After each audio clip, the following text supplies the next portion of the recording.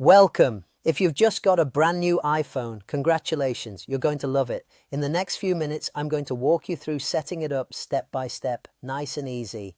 Don't worry if you've never done this before. We'll take it at a comfortable pace together. Step 1. Language and Wi-Fi. When you first turn on your iPhone, it will start the setup process. To start with, it will ask you to choose your language and your country. Just tap the one that applies to you. Next, it will ask you to connect to your Wi-Fi, that's your home internet. Look for your network name in the list, tap it, and type in your Wi-Fi password. Just a heads up, the password is case sensitive, so uppercase and lowercase letters matter. If it doesn't work, try moving a little closer to your router. Step 2. Face ID or Touch ID. Now here's one of the most useful features of your new iPhone, Face ID or Touch ID. This lets your phone recognize you, so you don't have to type in a password every single time you want to use it.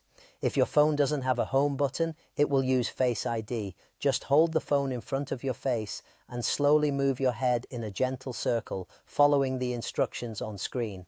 If your phone does have a home button, it will use Touch ID. You'll press your thumb onto the button several times until the phone has learned your fingerprint.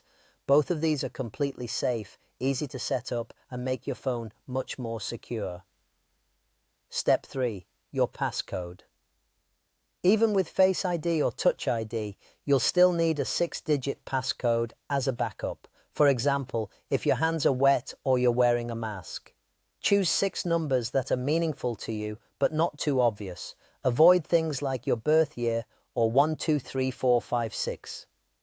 Once you've chosen it, write it down in a safe place at home like a private notebook until you've got it memorized. Think of it as the spare key to your phone. Step 4.